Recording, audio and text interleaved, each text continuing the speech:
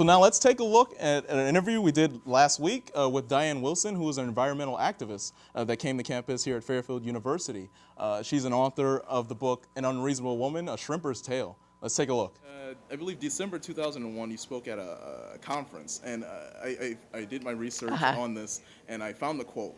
It was, you said, becoming unreasonable in defense of the earth is what you told the activists and the scientists there. I thought that was like, it hit me like a ton of bricks whenever I read it. I was like, being unreasonable in defense of the earth. Yes. What did, for our viewers, what did you mean by that? Well, actually, it was a misquote from George Bernard Shaw, because he said it about men, and I just took it and twisted around and said it about women. And basically what I said is a reasonable woman adapts to the world, and an unreasonable woman makes the world adapt to her. And therefore, all progress on the environment depends on unreasonable women. And I actually, I had about 3,000 or 4,000 people there, and it was in California. And I said, we need more unreasonable women for the earth. And from that, we actually farmed an unreasonable women from the earth. And actually from that, I don't know whether you ever heard of Code Pink, Women for Peace? Yes. Yeah, that came from Unreasonable Women of the Earth. So what is the mission of that group? And, Code Pink, basically it's very organic, grassroots, and it's to bring peace instead of war. And it started right before the war in Iraq began. And matter of fact, it's Code Pink. We even went to Baghdad before the war started, and matter of fact, we were there as the Human Shields were coming into Baghdad. December 2005, you were sent to jail. Oh yeah. How was that? Well, I've actually been to jail 25 times, and the longest I've been in jail, though, it was that December episode that sent me to jail for 4 months. And I don't know whether you know it, but the United States is the largest incarcerator of people in the world. And if Texas was a country, we'd be number 4. And it's like, welcome to Texas, and you're arrested. And I think the incarceration rate for women in Texas is 500%. Wow.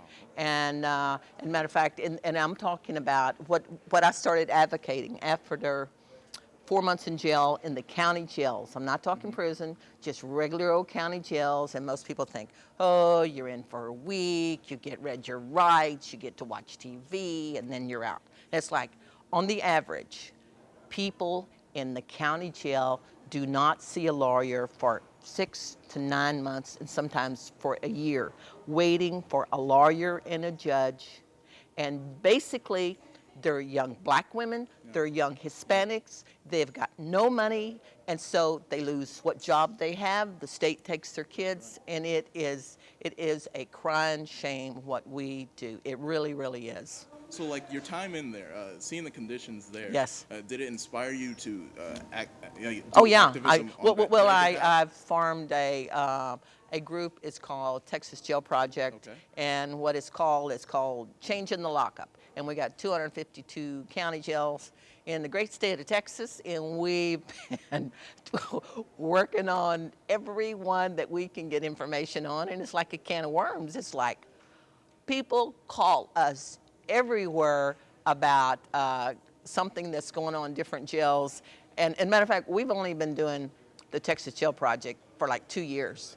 And we even have DAs of counties like Harris County call us, and they said, we lost an inmate in the Harris County jail. Do you think you can help us find him?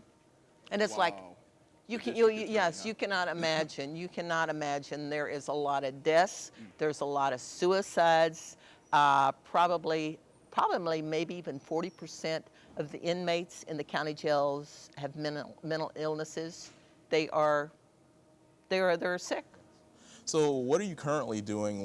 Do you have any new projects that you're working on? Well, we're fixing, when I go back home to Texas, I'm fixing to go to Abilene County Jail, and we're going to protest. As they say, you know that song, Abilene, Abilene, it's the meanest jail we ever seen. Wow. Okay. Yeah, so we're going to Abilene and protest the jail there. And we're doing a health study because we got an underwater mercury Superfund site. Wow, okay. Yeah, and we have a chemical plant in my hometown that they lost over 1,200,000 pounds of mercury into the bay, into the atmosphere. That's crazy. Yeah, you know, and I have a son who's autistic, and I have no doubt that it is not due to the mercury out there in that bay. So, and we have a very large Vietnamese fishing fleet, and we're doing a health study on the Vietnamese fishermen for the impacts on mercury. And then, let's see, and then I'm still doing, because I'm a co-founder of Code Pink, I do anti-war stuff, and a little of this and that. Okay, well, you brought up the war, so I guess we can move on over to some current events here. Yeah. Do you support a candidate that's running right now, or is there someone out there that may be running as an independent that you support? No. I will definitely vote for Obama. Okay. But the thing of it is I should tell you, is that generally, as an activist, an environmental activist, especially in Texas, at one point I found very fast that you could get no help from a Democrat or Republic in the state of Texas. I think the only person who had any kind of office there was Jim Hightower. You heard of Jim Hightower? Yes. Yes, he was agriculture commissioner down in Texas before they figured out they had him down there, and then they got rid of him. But he was the best thing since sliced bread.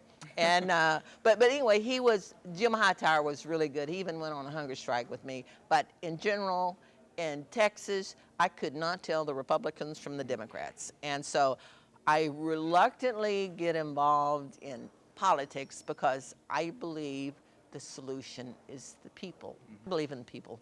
So, like, have you proposed any plans, or have you sent anything to the candidates talking about your positions, and as far as like the chemical legislation or something to any senators? Well, I'll tell you what. I'll tell you what my experience with talking to a congressman. Oh, okay. I remember down in Texas, I went to the most liberal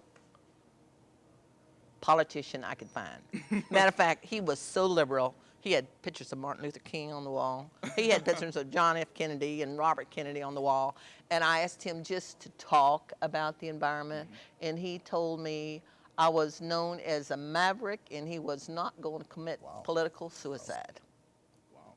Okay. So, I guess no more plans being sent to politicians. Yeah. So I'm just, I do not put my energy there because you can, there's a lot of groups now, that they have removed their focus from like the petrochemical, the direct action there, and they put it to legislation. And I don't do that. I don't do it. All right. Well, is there a message that you want to send to our viewers, mostly college students, that they may want to get politically involved in activism and taking up a message that, like yours, standing up for your community? Is there a message that you want to send out to our viewers? Yeah, I'll tell you what, I can quote, let me see, his name was Joseph Campbell. It was a quote he said.